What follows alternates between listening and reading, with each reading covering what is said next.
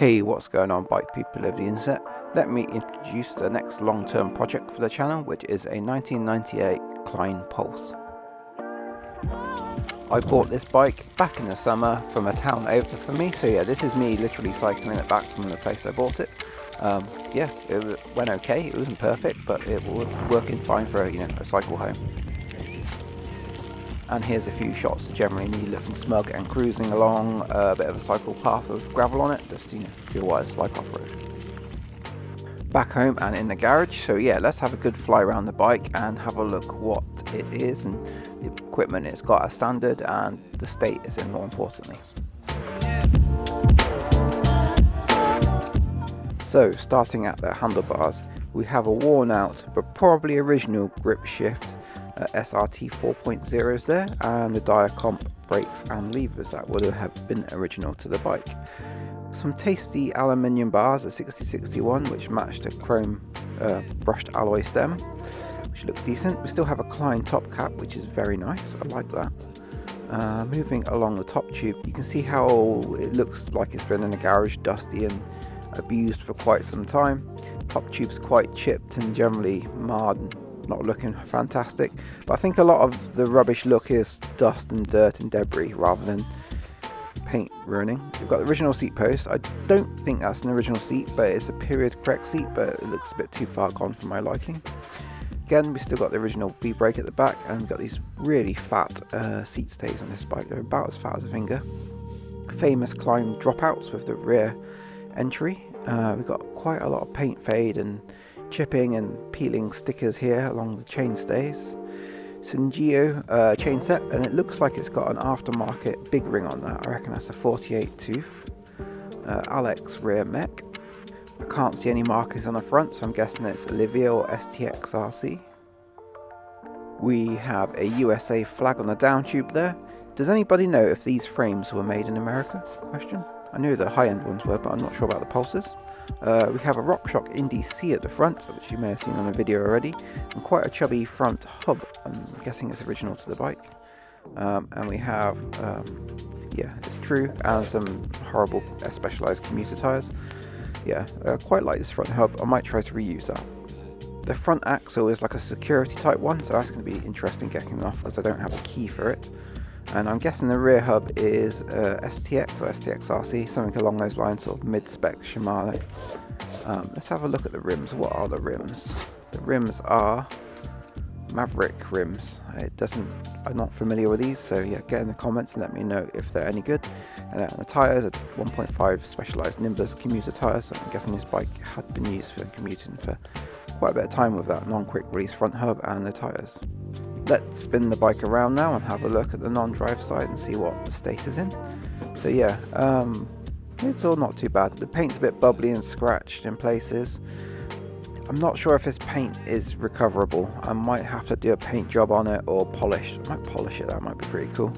What do you reckon? Yeah, and the Klein logo is falling off on this side. Do you think a polished Klein's a good move, or do you feel like Klein as a brand is a colourful brand that needs a paint job?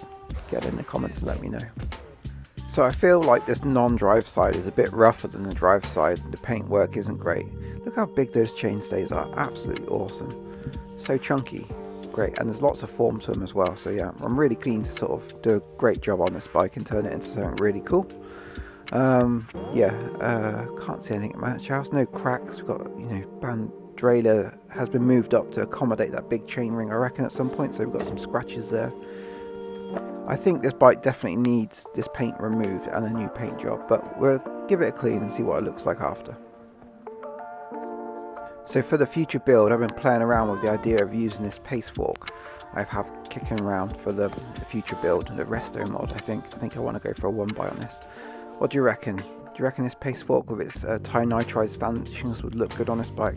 I think it would look super class. Okay, with all that said, let's get this teardown underway, and let's start by removing this stupid mudguard because these mudguards are useless. Next, the grips have to go. I was kind of contemplating saving these grip shift grips because they're not in terrible condition and not sticky. but they didn't want to come off the bars particularly easy, so I just ended up putting a screwdriver through them and pulling them off. Question to the audience: what do you think is the most effective way of removing grips that are quite stubborn and hard on the bars? I don't like cutting them off because I'm worried about scoring the bars with a sharp knife. I don't really like using a screwdriver, so I'm using some lube under here and kind of like prying upwards so it doesn't scratch the bars. But yeah, what's your technique? With the grip smooth, we can cut all the cables of the bike.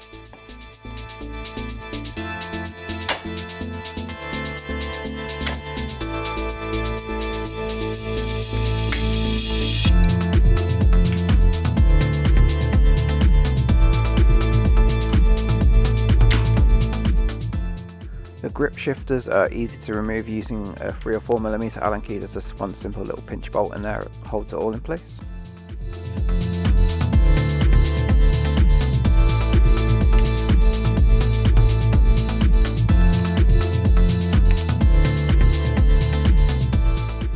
Removing the brake levers next, and these Diacomp DP7s, I actually kind of like these brake levers. I've used them on my Specialized FSR build, so I'll link that above if you've not seen it before. They function really well with V-brakes, and they have the right sort of leverage ratio to work with V-brakes perfectly. And these aren't in terrible condition, so I'm going to definitely retain these, and a definite maybe for the future build.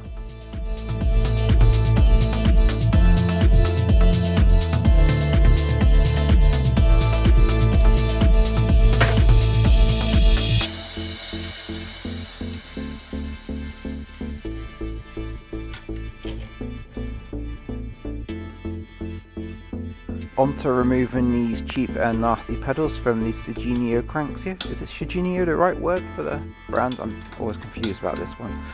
Anyhow, we're on to our typical problem where the pedals are seized into the cranks. This is a galvanic corrosion problem where there was not enough grease applied to the pedal.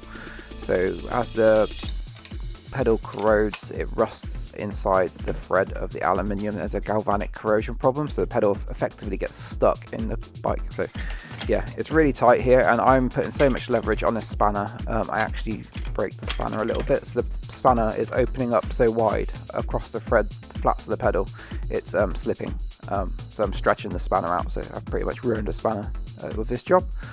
Yeah, so the strategy I tend to use is a heat gun on the aluminium crank, get it nice and warm, which will make the crank expand, and it will then loosen the pedal. So yeah, a heat gun, I got mine from Lidl's I think, and it was maybe $9.99 or $12.99. It's the easiest and cheapest tool to get a stuck pedal off the crank, so that's a bit of a top tip for you if you ever have a stuck pedal in your bike. Unfortunately, the non-drive side came off really easy, so you never know what you're going to get with pedals I find these days on old bikes. I was about to start to remove the chain set. I went ahead and removed the crank bolt here, but then I thought to myself, I haven't broken the chain off the bike yet, so yeah, I removed the crank bolt, then switched on to breaking the chain and removing it from the bike. Before I removed the chain, I thought I'd check it for wear. These chain tools from Park, they're about £5, £6, £7, £8. You can get them on Amazon quite cheap. And as you can see, this is worn to 0.5, sorry even.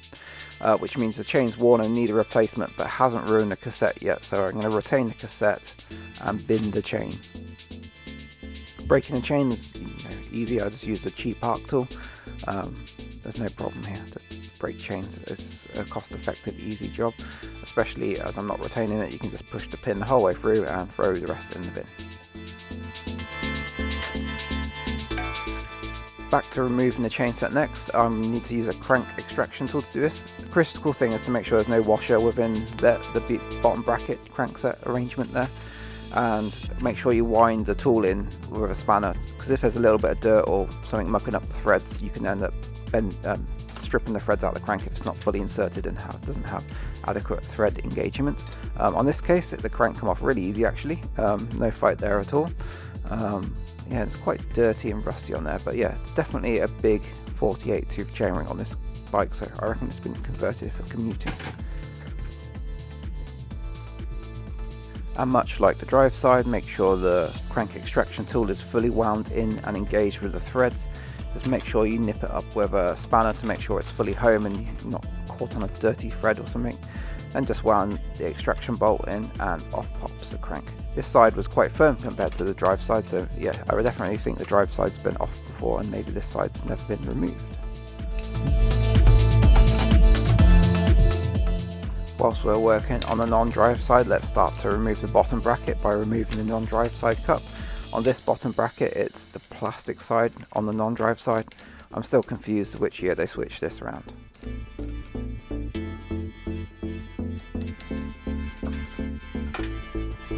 Then onto the drive side, and this side came off no problems at all, really. Yeah, it's nice for a change. The last couple of bikes made from aluminium, I've had a right fight with getting the bottom bracket out. This side came out no problem, so yeah, there is the bottom bracket. On removal, it looks clean but nothing special, so I'm just going to put it in the spare parts drawer.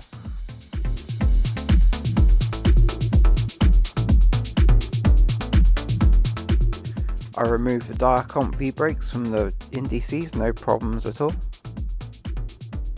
Then to remove this security quick release, I had to get brutal with some mole grips, and yeah, it wasn't pretty, but it's nothing I intend to use. Reflector can go in the bin. I'm going to remove all the old cables from the bike. I'm going to retain these because they're a guide for cable lengths in the future, which will then get put into the bin after I finish using them. I think it's handy to keep hold of them. I then remove the rear mech. I quite like these Alex rear mechs, there's nothing wrong with them, they're just solid workhorse rear mechs, so they're good ones to keep hold of. The rear wheel can be then removed from the frame. This is my first experience with these fancy rear facing Klein dropouts, and yeah, that works really neatly I think. And then I remove the Diacomp rear V-brake. And front derailleur comes off no problems, but you can see the messy paintwork hiding underneath, which I'm not too happy about. At this point I decided to give a bike a quick wash down with some automotive car wash and a squirty bottle, just to get a good feeling of what the paint condition is underneath, because it's so dirty and dusty. I'm kind of struggling, and I'm curious if I want to give this a new paint job or just retain this red. And to be fair, I think it did clean up a lot better. The indices are in decent condition, and actually I've already used these on another bike. I'll link above to the Saracen Sahara build. Yeah, you can see the yellow jersey bicycle power of store. So yeah, this bike lived in London at one point in time, it looks like. Never heard of that shop myself. You can see the Pulse decal. Now this Klein has all the decals exterior of the paint, and I think the high end ones like the Adroits have all the decals sort of laid under the lacquer, so they're a higher quality frame. There's a bit of bubbling going on, but generally the condition is okay, but I think it's just too far gone for me. There's loads of chips and annoying marks on it. Like, I don't know if this was the highest quality paint job. The Klein logo is kind of peeling, there's a couple of scratches on it, but fortunately I can't see any significant dents, which is good. The chainstay is a bit, it really irritates me, that paint flaking around there, so this bike's going to need paint at some point in time, or polish, so I'm still playing with the idea of polishing this bike, although I feel like it would be a lot of work to do.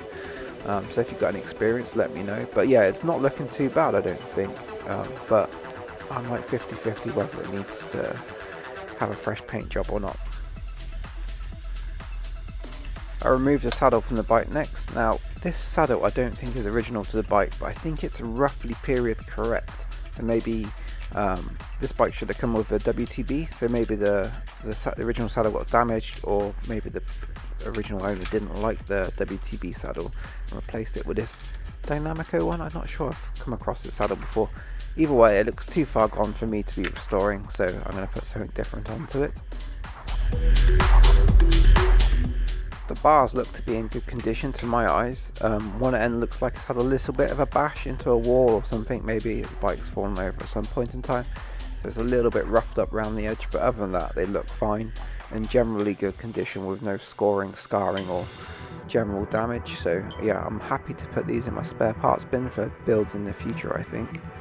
I'm not sure if I'm going to reuse them or not at this stage. Maybe on a polished aluminium bike they would look cool. You can see they're 560 in width.